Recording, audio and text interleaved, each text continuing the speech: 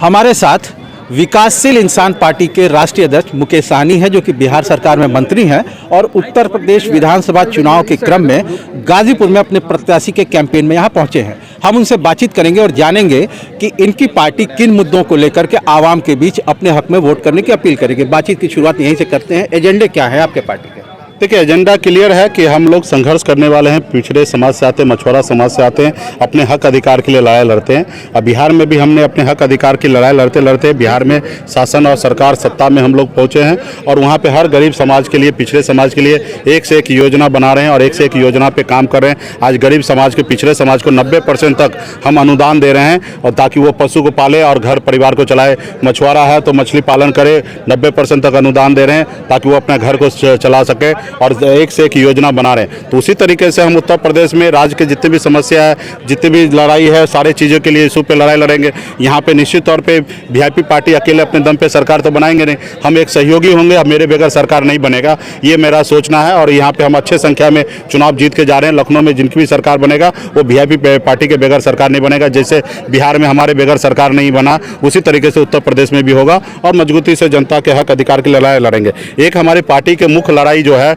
हम लोग लड़ाई लड़ते लड़ते पॉलिटिकल पार्टी बनाना पड़ा और आज राजनीति में हम लोग उतरे। हमारी मुख्य लड़ाई है कि जब देश एक है, देश के प्रधानमंत्री एक है, देश में संविधान एक है, तो हमारे निषाद के सभी उपजाति को आरक्षण क्यों नहीं मिल रहा है? बंगाल में निषाद को आरक्षण मिल रहा है, दिल्ली में आरक्षण मिल रहा है, लेकिन उत्तर प्रदेश या बिहार, झारखंड में नहीं मिल रहा। तो हमारी मुख्य लड़ाई है कि निषाद को सम्मान मिले, आरक्षण मिले। देश में कहीं पर भी निषाद हो तो उनको एक ही कैटेगरी में रखा जाए, उनको SC ST का आरक्षण का व्यवस्था किया जाए। लेकिन हमारी देश के प्रधानमंत्री जी से कई बार बात हुआ, उन्होंने हमेशा कहा कि हम करेंगे, लेकिन नहीं कर रहे। तो आज इसीलिए आज मैदान में उतरे हैं मजबूती से। जहां हम लड़ रहे हैं वहां पे अपने प्रत्याशी के समक्ष हम बोल रहे हैं कि उनको वोट देकर उसको जिताइए। और जहां हम चुनाव नहीं लड़ रहे हैं वहां पे हम अपने पार्टी के सभी पदाधिकारी से अपील कर रहे हैं कि वहां पे सपा हो या बसपा हो या कांग्रेस हो, जो मजबूत लड़ाई में है उनको वोट देकर जिताइए और भाजपा को हराइए। भाजपा को आज अगर हम हराएंगे 2022 में, अगर लखनऊ खाली हो जाएगा तो निश्चित तौर पर देश के प्रधानमंत्री सोचेंगे, मानेंगे कि निषाद समाज हमसे कट चुका है और 2024 से पहले निषाद को आरक्षण देंगे। अगर 2024 में भी आरक्षण नहीं देंगे तो हम लोगों का लड़ाई होगा कि दिल्ली पे भी चढ़ाई करने का, दिल्ली भी खाली कराने का। तो हमारे जो पार्टी का के लिए यहाँ रोकना चाहूँगा। आपने कहा कि उत्तर प्रदेश विधानसभा चुनाव में SC श्रेणी में मछुआरा समाज को आरक्षण मिले, ये बड़ा मुद्दा है। एक तरफ VIP है, दूसरी तरफ निषाद पार्टी है। निषाद पार्टी भी यही दावा करती है कि हम रहे हैं। तो अब आपकी लड़ाई, निषाद पार्टी की लड़ाई, दोनों पार्टी जब एक ही लक्ष्य है तो दूरी क्यों है?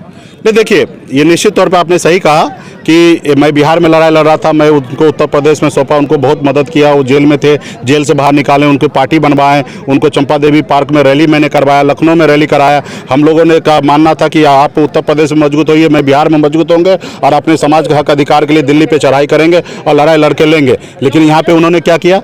पार्टी नहीं चला रहे, वो दुकान चला रहे हैं। वो अपना पार्टी रहते हुए 2018 में क्या किया? साइकिल पे चढ़ गया, अपने बेटा को सांसद बना लिया समाजवादी पार्टी से।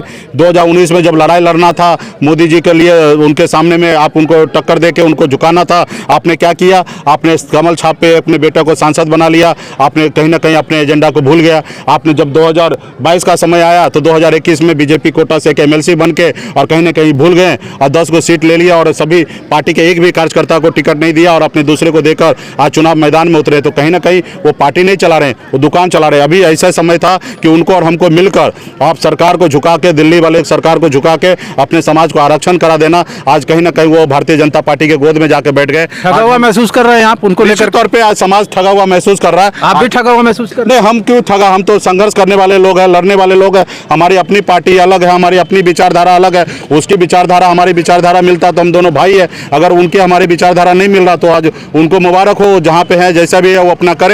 हम तो लड़ाई लड़ने वाले हैं। आज भारतीय जनता पार्टी के साथ हमारे बिहार में सरकार रहने के बावजूद भी उत्तर प्रदेश में हम भारतीय जनता पार्टी के विरोध में मैदान में उतरे हैं, इसलिए क्योंकि हमें अपना समाज प्यारा है, ना ही कि भारतीय जनता पार्टी प्यारा है। तो इसलिए आज हम मैदान में उतर के और भारतीय जनता पार्टी को हराएंगे और अपने प्रत्याशी को जिताएंगे। लखनऊ में हमारी बगैर सरकार नहीं बनेगा और निश्चित तौर पर आने वाले समय में देश के प्रधानमंत्री को मानना पड़ेगा कि निषाद समाज हमसे कट चुका है और इसके लिए आने वाले समय में हमारे अधिकार जो है वो हमें मिले। निषाद समाज को को आरक्षण देने को लेकर के जो डेडलॉक था, माना जा रहा था कि विधानसभा चुनाव के पहले उसको रिजॉल्व कर लिया जाएगा, ऐसा हुआ नहीं। ऐसा हुआ नहीं। अब आगे स्ट्रैटेजी क्या रहने वाली? आगे यही है कि हम लोग लड़ाई लड़ रहे हैं, ज़्यादा से ज़्यादा सीट जीतेंगे और ज़्यादा से ज़्यादा भारतीय जनता पार्टी को हराएंगे। उनको एहसास हो जाएगा कि किसी एक व्यक्ति को एमएलसी बना देने से या 5 को टिकट दे देने से निषाद समाज बिकाऊ नहीं है, सारे निषाद समाज का वोट आएगा नहीं।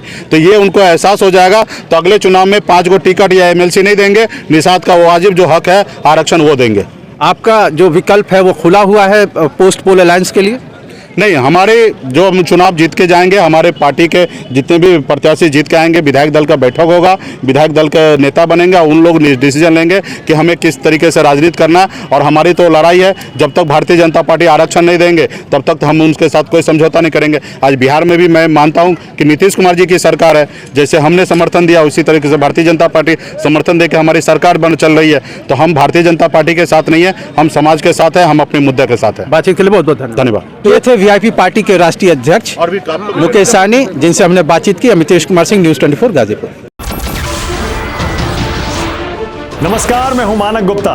अगर आपको हमारा ये वीडियो पसंद आया हो तो इसे लाइक और शेयर जरूर करें, और हाँ, हमें सब्सक्राइब और फॉलो करना ना भूलें ताकि आप देश और दुनिया की कोई खबर मिस ना करें।